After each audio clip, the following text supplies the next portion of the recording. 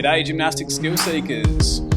Time for a change, time to talk about something different. I'm going to start a series where we're going to talk about program design for gymnastic skill seekers that want to build strength, increase flexibility and unlock new gymnastic skills.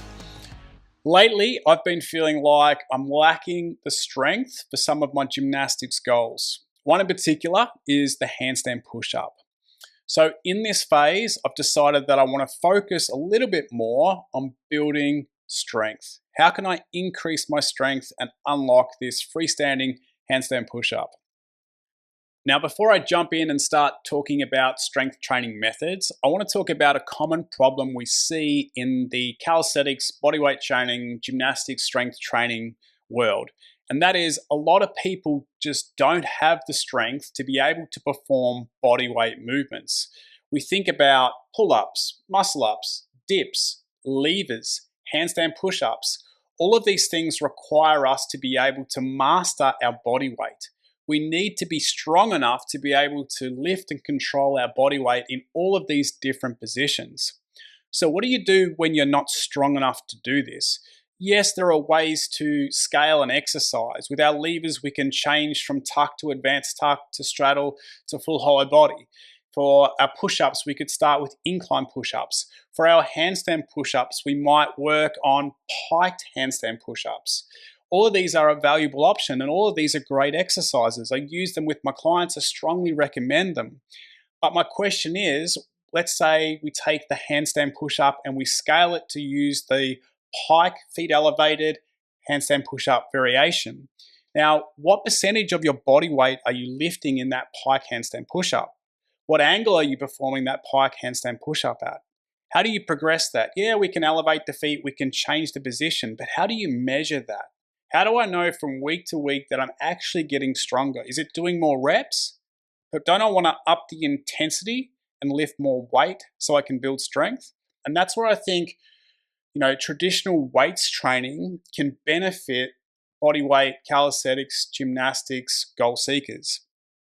With the bench press, with a strict overhead press, with weighted chin-ups, with different movements, weighted movements, we have the ability to be able to make small progressions and easily measure the progress that we're making, adding a little bit more weight to the bar, to the chin-up, to whatever exercise it is that we're doing.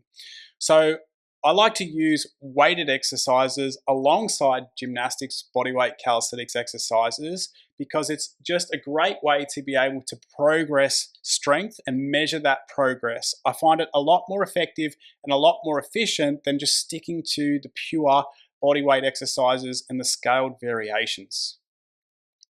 Now, the fitness industry is flooded with different training protocols and training programs. So how the hell do you decide what's going to work, what's not going to work, what's valuable and what's not valuable? This is where I like to sometimes look back in time at some of the old school programs and what these athletes were using to increase strength, to also figure out, what has stood the test of time. What have been some training methods that have lasted for a long period of time and haven't just been a short-term fad? So one of those methods is the 5-4-3-2-1 strength training method. I won't bore you with the historical details, but it was commonly used by powerlifters who wanted to obviously increase their strength levels. And if you want to find out more about it, you can do a bit of research on a guy called Bob Hoffman, and I'm sure you'll find the 5-4-3-2-1 strength training method. So what's so great about it? Well, for one, it's the simplicity. It's a pretty simple system to use. If you haven't guessed, you're going to do 5 sets of an exercise. 5 reps, then 4 reps, then 3 reps, then 2 reps, then 1 rep, okay? As the repetitions decrease, the weight should increase. And it's using what's called a progressive overload method. This allows us to grease the groove and over time, teach the muscle to get stronger. But what we don't want to do is walk into the gym and be trying to lift maximum weights from week 1. So where do we start? You need to know your 8RM.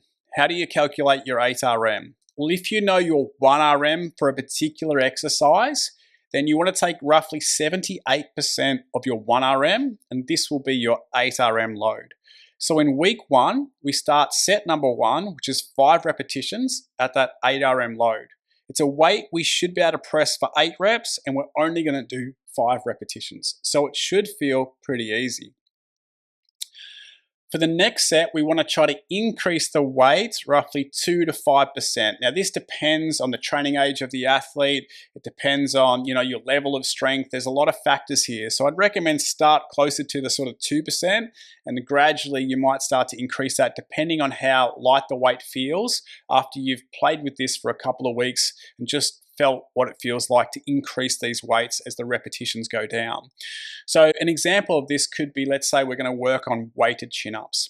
In the first set, I might do 5 reps of a weighted chin-up, my body weight plus 10 kilos. For the second set, I might do 4 reps at my body weight plus 12.5 kilos. For the third set, it's 3 reps and I do my body weight plus maybe 15 kilos. So each time I'm dropping in the repetitions, I'm gradually increasing the weight. So in week 2, if you've successfully completed all the reps in week 1, you're going to start the set in week 2 at a heavier weight. So for the chin-up example, I might do 5 reps at 12.5 kilos in week 2. In week 3, if I successfully completed all the reps in week 2, I might do 15 kilos for 5 reps. So from week to week, I'm gradually increasing the weight and slowly starting to overload the body, hence progressive overload. Now, for the first few weeks, this should feel pretty easy because you've started at a relatively light weight. But depending on how strong you are and how quickly you're increasing the weight, how long this phase will last for. Now, at some point, you're going to obviously reach failure. That might be in week 3, 4, 5, 6, 7, 8, who knows? But if you gradually increase the weight, maybe you'll fail on the first set of 5. Maybe you'll fail on the set of 3. Maybe you'll fail on the set of 1. You have 2 options here. You can either take a deload week and then calculate your new 1RM based on the load that you successfully lifted, the heaviest load you successfully lifted on that last phase. Then from there, you'll recalculate your 8RM and you'll start the phase again. 5, 4, 3, 2, 1, start again, okay? The other option is to keep exactly the same weights and try again next week. All right. Potentially, you might get stronger in that small window of time and you might successfully get through those reps. If you fail 2 weeks in a row, then it is definitely time to take a deload, back off, and then restart 5, 4, 3, 2, 1 if that's the phase you want to continue working on, if that's the method you want to continue to work on. So how can we use this system in our gymnastics, strength, flexibility, and skill training? Well, personally, what I'm going to do over the next 6 weeks is put the strength training at the start of my session and use some traditional old school lifting methods. So, for example, on Monday is typically my handstand push-up day, but I'm not going to start with handstand push-ups. I'm going to start with strict barbell overhead press and weighted chin-ups. And I'm going to use the 5, 4, 3, 2, 1 method with these 2 exercises. Once I've completed the strength element of the program, then I'm going to move into my handstand push-ups and my back rolls and my gymnastics skill training and also my flexibility. But I'm going to put the priority of strength first because that's the goal. That's what I want to aim for. I'm trying to get stronger. Now, this could have a negative impact on my gymnastics skills. I might not see the progress that I would have seen if I didn't do the strength training first. Or it could have a positive effect on my gymnastic skills. I might find that after doing the strength and activating more muscle units, that the skills are easier and I feel stronger during the skills. Now, this just depends on the individual. What's your training history? What's your strength levels? What's your recovery like? Lifestyle factors, sleep, stress, nutrition, all these different things are going to have a role to play here. But we don't really care too much because our primary focus here is building strength. So if the skills don't get as much progress in this phase, I don't really care because I know if I get stronger in this phase, when I come back and I make the skills the priority, I put them at the start of the session, then I'm going to obviously start to see higher levels of progress then. So it's being able to step back, swallow your ego a little bit, work on the primary goal, get strong, and use that strength in the future to hopefully unlock the gymnastic skills or the goals that you're working towards. So if you're a gymnastic skill seeker who feels like you're lacking strength or your strength is holding you back from unlocking gymnastic skills, maybe it's time to focus a little bit more on developing higher levels of strength.